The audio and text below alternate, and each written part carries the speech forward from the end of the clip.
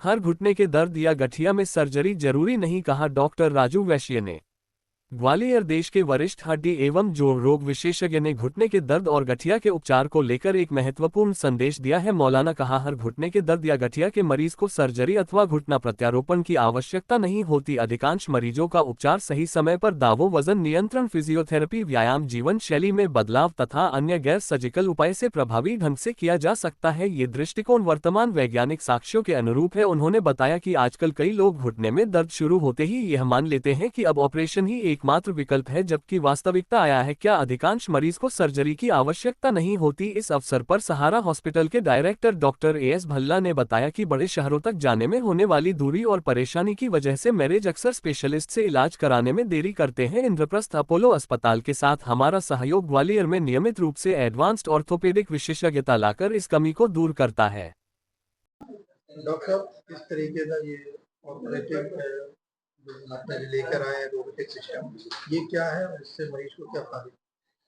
देखिए, robotic arthroplasty या robotic तरीके से जॉइंट रिप्लेस करना एक कंप्यूटराइज विधि है, जिसमें रोबोट को पहले हम नी जॉइंट की सारी इमेजेस स्कैन करके भेजते हैं और फिर वो नी रिप्लेसमेंट किस तरह से करना है उसकी प्लानिंग करता है कितना। तो इससे जो एक्यूरेसी है नी रिप्लेसमेंट करने की वो बहुत ज़्यादा बढ़ जाती है, 99.5%। और इसमें ब्लीडिंग कम होती है, सॉफ्ट टिश्यू डिसेक्शन कम होता है, बोन कम काटनी पड़ती है। इससे ओवरऑल मरीज की फास्ट रिकवरी होती है और जॉइंट की लाइफ भी बढ़ जाती है। ऑपरेशन के कितने दिन बाद तक मतलब मरीज चल सकता है? मरीज का हम प्रयास करते हैं कि ऑपरेशन वाले दिन ही चलाना, तो सेम डे या at the most next day से मरीज खड़ा होकर चल सकता है। मरीजों को दिल डर रहता है ऑपरेशन कराने, बिना ऑपरेशन कराए कितने इलाज संभव है? देखिए, आर्थराइटिस की 4 स्टेजेस होती हैं, 1, 2, 3, 4। अगर किसी को बहुत सीवियर आर्थराइटिस है स्टेज 4 में, तो उसमें ऑपरेशन करना जरूरी होता है। पर स्टेज 1 और 2 आर्थराइटिस को बिना ऑपरेशन के दवाइयों से, एक्सरसाइज से, इंजेक्शन से, फिजियोथेरेपी से कंट्रोल किया जा सकता है। इसमें कौन सा सबसे ज्यादा डेंजर माना गया?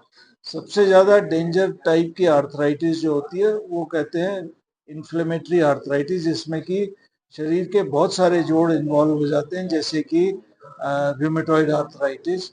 और ये यंग फीमेल्स को ज़्यादा होती है, 30 से 40 साल की उम्र में, और इससे उनकी लाइफ एक्सपेक्टेंसी भी 10 से 15 साल कम हो जाती है। यहाँ पे ओपीडी कब रहती है? सारा हॉस्पिटल में हम दिल्ली से आकर मरीज यहाँ last Sunday off the month देखते हैं।